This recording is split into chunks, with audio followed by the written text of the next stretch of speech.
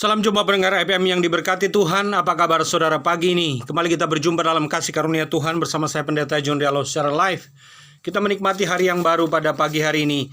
Dan kalau kita diberi waktu dan kesempatan yang indah yang Tuhan berikan kepada kita, ini adalah sebuah anugerah bagi kita. Maka mari kita mengisi dan menjalani serta betul-betul memuliakan Tuhan dalam hidup kita melalui hari-hari yang Tuhan berikan kepada setiap kita. Bapak Ibu Saudara sekalian pendengar FM yang diberkati Tuhan dimanapun Anda berada, baik yang ada di Jabotabek atau live streaming di seluruh dunia ini. Dan ini adalah kesempatan bagi kita untuk kita memuliakan Tuhan. Melalui apapun yang kita lakukan, kita kerjakan karena setiap hal yang kita lakukan. Kolose 3, 23-24 berkata, lakukanlah seperti untuk Tuhan dan bukan untuk manusia. Tetapi tema yang saya ingin angkat dan saya ingin bahas pada pagi hari ini adalah bagaimana kita menjadi berhasil dalam hidup. Bagaimana kita berhasil dalam hidup sehingga kita menjadi kepanjangan tangan Tuhan untuk menolong orang lain. Karena ada banyak salah pemahaman yang terjadi di dalam masyarakat kita, khususnya juga di dalam kehidupan kekristenan kita. Ada banyak orang kemudian takut menjadi kaya, kemudian mencibir atau biasanya nyinyir terhadap orang yang lebih sukses atau orang kaya. Pertanyaannya adalah apakah orang-orang kaya itu dibenci oleh Tuhan? Apakah betul ketika kita berhasil dalam hidup kemudian otomatis kita menjadi orang yang dibenci oleh Tuhan? Saya pikir dan saya rasa tidak seperti itu. Karena saya melihat dan membaca di dalam Alkitab banyak orang yang berhasil dalam hidupnya. Banyak orang-orang yang kaya di dalam kehidupannya ketika dia ada di tengah-tengah dunia ini. Dan oleh karena itu kekayaannya dipersembahkan kepada Tuhan. Kekayaannya digunakan untuk kemuliaan nama Tuhan. Saya beri contoh, Salomo misalnya. Seorang yang sangat kaya dan luar biasa pada zamannya. Dia menjadi raja yang berhasil dalam kehidupannya. Raja Daud misalnya. Abraham. Orang-orang yang diberkati luar biasa berlimpah-limpah. Petrus misalnya. Seorang nelayan yang memiliki beberapa kapal. Ada seorang wanita yang bernama Lydia. Dia seorang businesswoman. Jadi sebenarnya ketika kita melihat hal-hal ini, kita bisa mengambil sebuah kesimpulan sebenarnya Tuhan tidak melarang kita menjadi orang yang kaya. Orang yang berhasil dalam hidupnya. Tetapi persoalannya apakah kita ditaklukkan oleh kekayaan itu? Atau kita kemudian menjadi penakluk kekayaan itu dan memakai semua kekayaan dan harta itu untuk memuliakan Tuhan. Karena harta adalah netral sebenarnya. Harta itu memiliki dua sisi. Kita harus menguasai harta. Karena harta adalah hamba yang baik. Kita bisa mengendalikan harta. Tetapi kalau sebaliknya kita dikuasai oleh harta, maka harta itu akan menjadi tuan yang jahat bagi kita. Jadi dua sisi dari harta atau kekayaan itu adalah dia menjadi tuan yang jahat apabila kita dikendalikan oleh harta sehingga kita menjadi hamba uang. Tetapi harta bisa menjadi hamba yang baik. Kalau kita mengendalikan, kita menguasai, kita mengontrol keuangan kita mengontrol harta kekayaan kita. Dia akan menjadi alat, menjadi tools, menjadi media bagi kita untuk memuliakan Tuhan. Maka saya ingin membaca di dalam Amsal pasal 10 ayat 2 sampai ayat yang kelima. Amsal pasal 10 ayat 1 sampai 5 saja. Ayat 1, 2, 3, 4, 5. Anda perhatikan, kita semua perhatikan, simak dan dengarkan baik-baik ayat-ayat ini. Ini berkaitan dengan kumpulan Amsal-Amsal Salomo. Perhatikan Amsal pasal 10 ayat 1 sampai 5. Demikian bunyi firman Tuhan. Perhatikan, simak dan dengarkan baik-baik perkataan firman Tuhan ini. Amsal-amsal Salomo, anak yang bijak mendatangkan sukacita kepada ayahnya.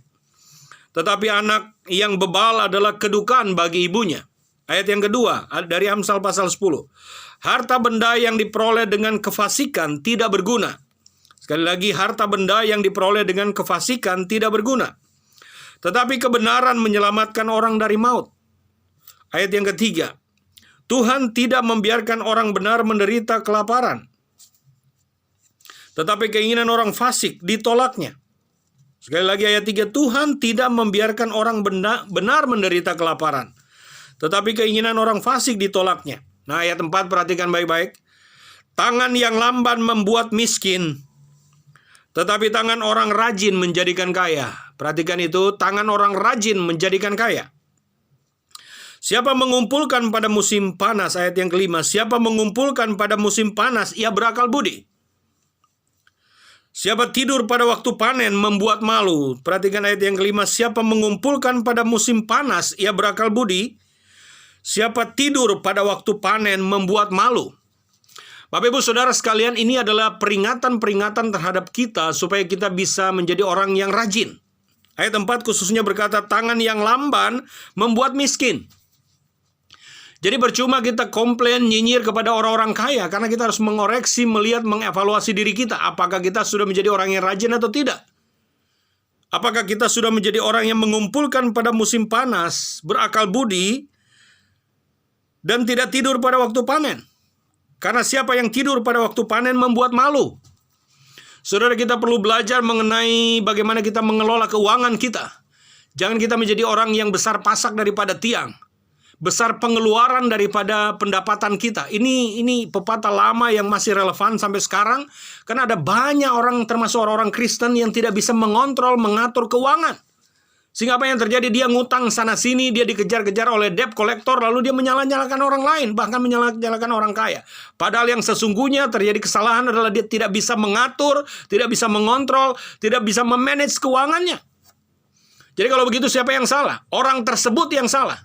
Bahkan orang-orang miskin kemudian menyalah-nyalahkan orang lain. Tidak, kita tidak bisa komplain kepada orang lain. Kita harus melihat diri kita sendiri.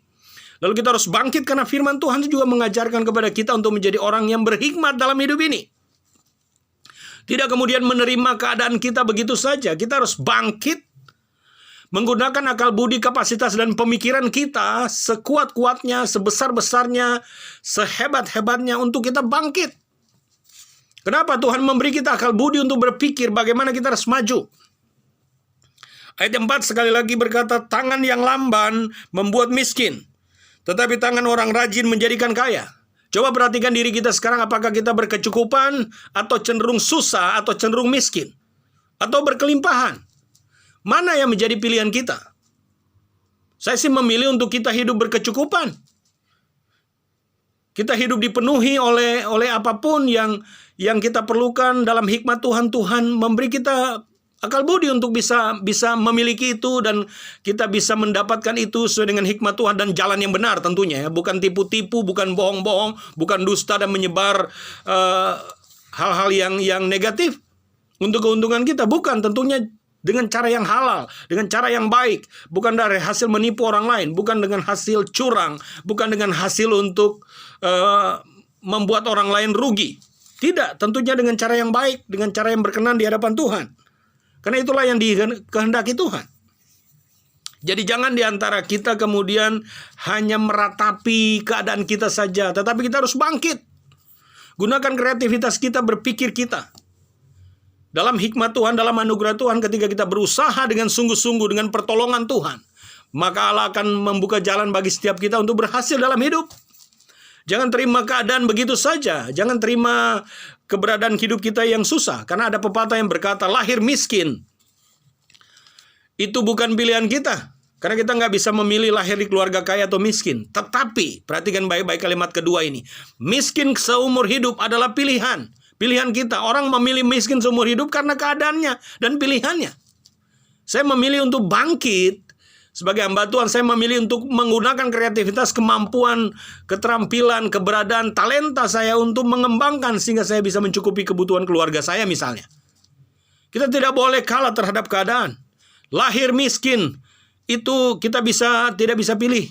Karena Tuhan berkehendak, kita nggak bisa pilih kita lahir dari keluarga mana. Tetapi miskin seumur hidup adalah pilihan manusia. Dan oleh sebab itu kita harus memilih untuk bangkit, berhasil dalam hidup. Supaya kita menjadi kepanjangan tangan Tuhan untuk menolong orang-orang yang lebih susah dari kita. Jadi miliki semangat berpikir akal budi yang benar di hadapan Tuhan. Work smart, work hard. Berpikir pintar, berpikir cerdas untuk kehidupan kita berhasil. Kenapa? Karena Tuhan tidak membiarkan orang benar menderita kelaparan. Amsal 10 ayat 3.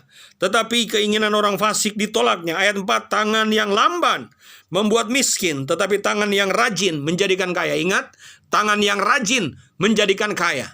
Jadi Allah, Tuhan tidak menolak, tidak membenci orang yang kaya. Allah menginginkan kita menjadi orang yang berhasil dan menjadi berkat bagi orang lain. Baik, Bapak Ibu Saudara sekalian, sekarang arahkan tubuh, jiwa, dan rohmu kepada Tuhan. Terimalah doa berkat pagi ini. Kiranya berkat dari Allah Bapa, kasih karunia dari Tuhan Yesus Kristus, persekutuan, pimpinan, dan kuasa Roh Kudus menyertai dan memberkati saudara dimanapun saudara berada mulai pagi ini, bahkan sampai selama-lamanya. Haleluya. Amin. Saya Pendeta Jun Dalo menyampaikan salam Tuhan memberkati. Tetap semangat. Shalom.